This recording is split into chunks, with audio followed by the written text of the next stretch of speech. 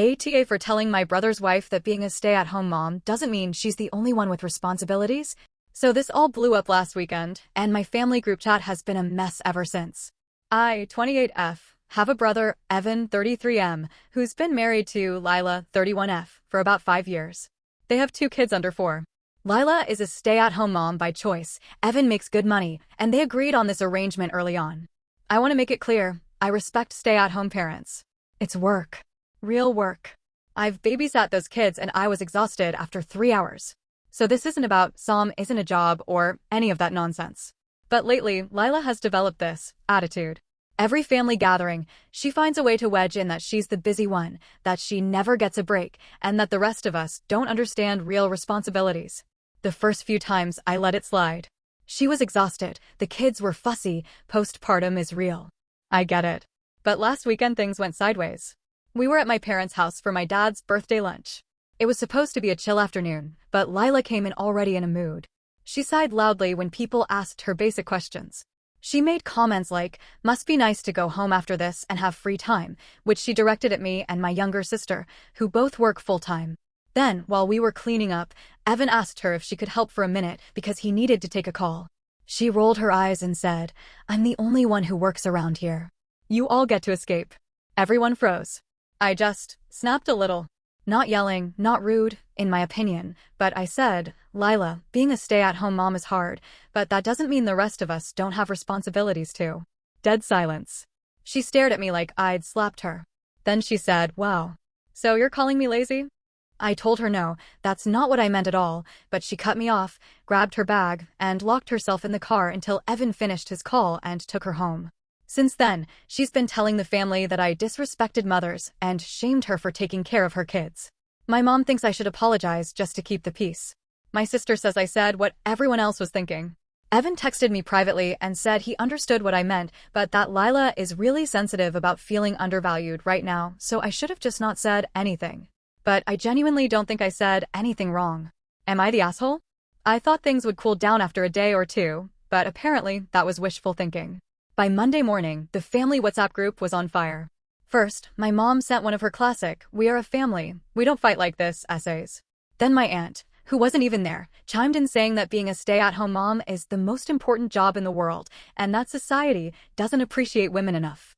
Which, sure, but that had nothing to do with what actually happened. Meanwhile, Lila was sending these vague motivational quotes to her Instagram stories, like, some people will judge you no matter how hard you work. Keep shining. Moms are superheroes even when others don't see it. And every single quote was followed by a flood of heart emojis from her friends. I ignored it at first. I didn't want to pour gasoline on anything. But then my dad called me. And if you knew my dad, you'd know he only calls when something is actually serious. He told me that Lila had called him crying, saying she felt attacked and humiliated in front of the family. Dad wasn't angry, but he suggested I might want to smooth things over. I asked him what exactly he thought I should apologize for. He didn't have a clear answer, which told me everything I needed to know. Later that evening, Evan finally messaged me. A super long paragraph. Basically saying, Lila's been feeling overwhelmed. She feels like people think Soms have it easy. My comment seemed to confirm that fear. And while he gets what I meant, it hit her harder than I intended. Then he asked if I would just apologize so she could move past it. I told him I'd think about it. Then, because apparently this saga needed to get even pettier, my cousin dropped a message in the group chat saying, honestly, some people in this family need to learn respect. Lila reacted with a heart emoji. Everyone knew who it was directed at. At that point, I was bouncing between annoyed, guilty, and just exhausted. What made it worse was when my younger sister sent me a screenshot of Lila venting in a mom's Facebook group, calling me a child-free relative who thinks working a job is harder than raising kids. I'm not child-free, I just don't have kids yet. She didn't use my name, but the details were obviously about me. And some of the comments were brutal. Stuff like, she sounds jealous. Typical career girl who thinks she's better than moms. Cut her off. You don't need that negativity. Like, what? The whole thing had turned into this big emotional tornado over a sentence I said calmly. Now I wasn't sure whether to apologize, stand my ground, or just leave the group chat for my own sanity. By midweek, I'd made the mistake of thinking things might be calming down, until my mom invited me over for dinner because she wanted to talk. That's never a good sign. When I got there, she gave me that mom look, the one that's a mix of disappointment, worry, and please don't make this harder than it needs to be. She sat me down and said she understood I didn't mean to hurt anyone, but Lila was fragile right now, and we needed to be supportive as a family. I asked her point blank, "Do you think I said something wrong?" She hesitated. And that hesitation said more than anything else. Before I could dig into it, my dad came in with his peacemaker energy.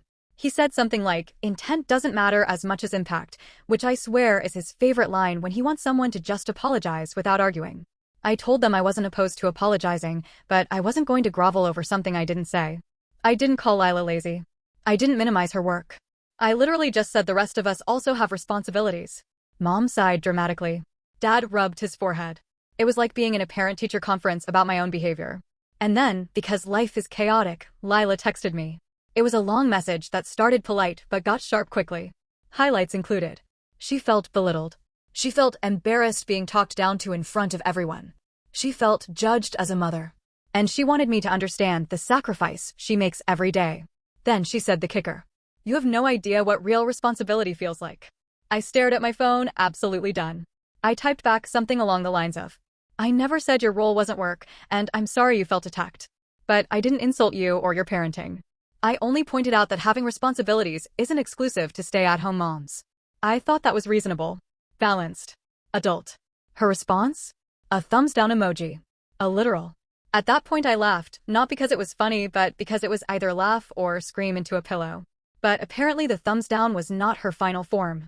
That night, Evan called me. He sounded exhausted, like he had aged 5 years since Sunday. He said Lila was still crying about the situation and felt like I hadn't truly acknowledged the hurt. He asked if I could try again. My patience snapped a little. I told him, "Evan, your wife is allowed to feel however she feels, but I can't keep apologizing for something I didn't do just because she wants validation." Silence. Then he quietly said, "I think she just wants to feel respected." I said, "And I want to not be painted as the villain because I didn't worship her struggles enough." He didn't have a response.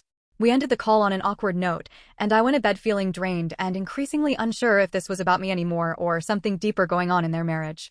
The next day, my sister texted me. Lila is coming to Mom's house today. And Mom wanted all of us there. A family discussion. Like we were doing intervention theater. I contemplated faking a medical emergency, but my sister said she'd go with me so I wouldn't be outnumbered. I agreed. And I had no idea how messy it was about to get. I showed up to my parents' house bracing for chaos, but even I underestimated just how dramatic the whole thing would be. Lila was already there, sitting stiffly on the couch, arms crossed, looking like she was preparing to argue her case before the Supreme Court.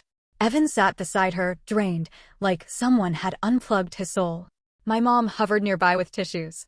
My dad was pretending to read a newspaper, but clearly monitoring the room like a referee. My sister and I exchanged a whelp, "Here goes nothing" look and sat down. It started civil. For about 14 seconds. Mom opened with something like, "We're here because we love each other and want to resolve this," which is code for nobody leave until we fix this. Then she invited Lila to share her feelings. Lila cleared her throat like she was about to give a TED Talk. She launched into a monologue about how overwhelmed she is, how hard she works, how nobody appreciates the full-time nature of motherhood, how she feels judged, and how my comment cut deeply. It was emotional, and she started crying halfway through. I genuinely felt sympathy. She was clearly struggling. But then she said, "When she said I'm not the only one with responsibilities, what I heard was that my work doesn't matter and the rest of you have it harder." I took a slow breath. Because again, those were not my words. When she finished, all eyes shifted to me like I was the defendant in a murder case. I said calmly, "I'm sorry you felt hurt. That was never my intention. But I didn't say motherhood isn't work. I didn't say you're lazy. I didn't say your responsibilities don't matter. I only meant that we all have responsibilities, and none of us are walking around bragging about who has it worse." Lila's face tightened. She said, "It's easy for you to say that. You get to clock out. I don't." I opened my mouth to respond, but my sister beat me to it. And she did not come to play. She leaned forward and said, "Lila, nobody is denying motherhood is hard. But you've been talking down to everyone for months. Every gathering, you act like the rest of us are living some spa lifestyle, while you're the only one struggling. It's rude." And OP is the only one who said something out loud. Lila blinked, stunned. My mom quietly whispered, "Maybe tone, sweetheart," but my sister waved her off and kept going. Evan works full-time. OP works full-time. I work full-time. Dad worked for decades. Mom raised us and managed a job. Everyone here has stress. You're not the only one allowed to be tired. The room went dead silent. Lila's eyes got wide and glossy, and for a second I thought she was going to blow up. Instead, she said in this small voice, "So you all think I'm dramatic." My sister said, "No, we think you're overwhelmed and projecting." Then Dad put down his newspaper and said, "You need help, not validation from arguments." Mom whispered, "Harold," but he shrugged like he'd finally had enough. That broke Lila. She started crying again, not angry crying this time, but exhausted, defeated crying. Evan immediately wrapped his arms around her, and she said through sobs, "I just feel like I'm drowning and nobody sees it." There it was. The truth under all the drama. Mom sat beside her and rubbed her back. Dad quietly left the room. I felt my irritation melt into understanding. I said softly, "Lila, we do see you. We really do. But you can tell us you're overwhelmed without tearing everyone else down in the process." She nodded, crying harder, and mumbled, "I'm sorry. I didn't realize how I sounded." We all softened. The whole room shifted. The tension drained out like someone popped a balloon. Evan apologized too, explaining that things at home had been rough and he hadn't known how to help her. It was honestly a vulnerable moment for both of them. By the end of the family meeting, we'd all hugged, apologized where needed, and agreed to be more supportive and also more honest going forward. Later that night, Evan texted me thanking me for being patient and saying they were looking into getting Lila some help, maybe a part-time babysitter or mom group support. So yeah, it was messy, emotional, way too dramatic. But ultimately, we got through it.